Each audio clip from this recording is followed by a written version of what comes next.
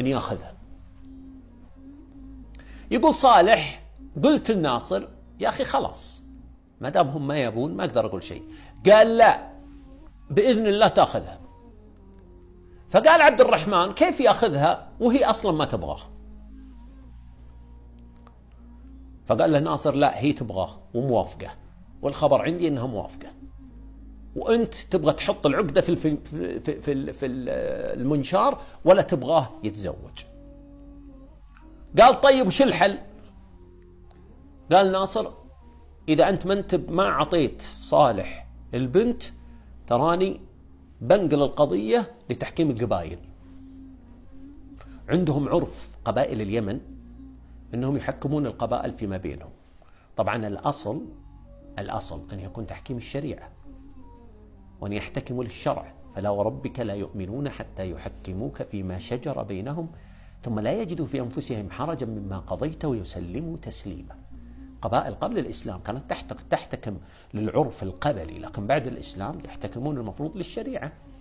لكن هذا الذي حصل، طلعوا من المجلس صالح وناصر واتجهوا لشيخ مشائخ خولان وعرضوا عليه الموضوع وقالوا له نبغاكم تحكمون بيننا وبين عبد الرحمن ولد آل فلان.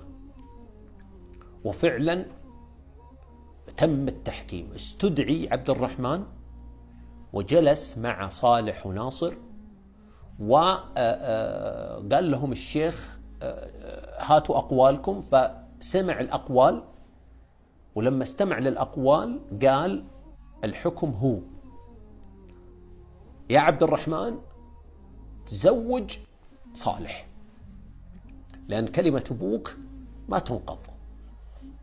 أبوك زوجه وهو حي وعطاه كلمة وهو حي، والمفروض كلمة أبوك ما تكسر. أو إنك تعوضه. عندهم عرف اسمه عرف ال11، إنك تعوضه 11 ضعف المهر.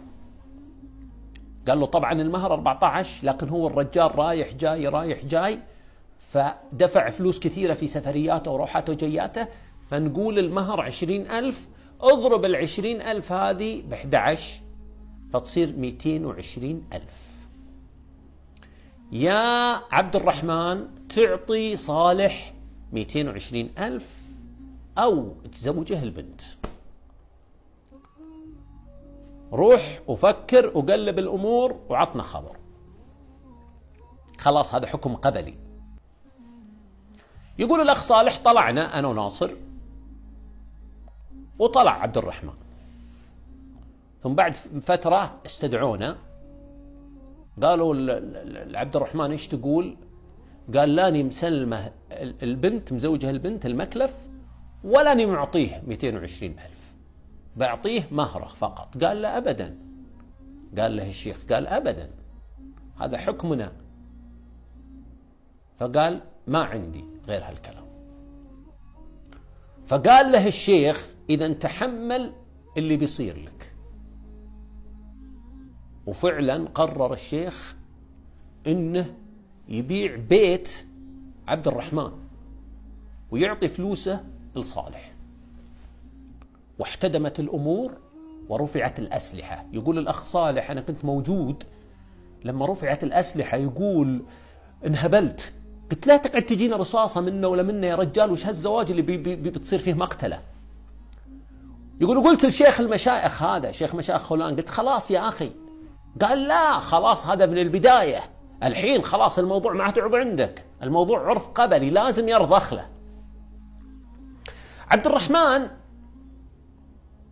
كلمته أمه قالت له يا ولدي أنت بتدخل نفسك في مشاكل وتدخل نفسك في دماء، والجماعة قرروا إذا ما التزمت بيبيعون بيتك، هذا عرف قبلي متفق عليه.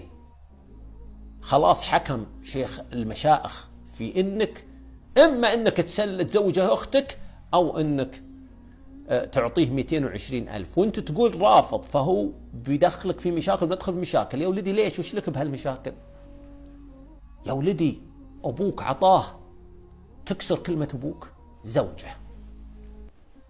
فعلا رضخ عبد الرحمن وزوج الأخ صالح من هذه البنت، وهي كانت راغبة في صالح، وسبحان الله العلي العظيم تزوجها وأخذها إلى المملكة العربية السعودية بعد معاناة طويلة طويلة طويلة جدا حتى أصبحت زوجته، وعنده منها الآن ما شاء الله لا قوة إلا بالله 6 أولاد، ويعيش معها حياة سعيدة يثني على دينها وعلى خلقها وعلى تربيتها، ويترحم على عمه رحمة الله عليه، ويشكر ناصر على هذا الزواج اللي صحيح كان فيه تعسر وكان فيه شدة، لكنه سبحان الله زانت الأمور فيه، وأصبحت علاقة صالح مع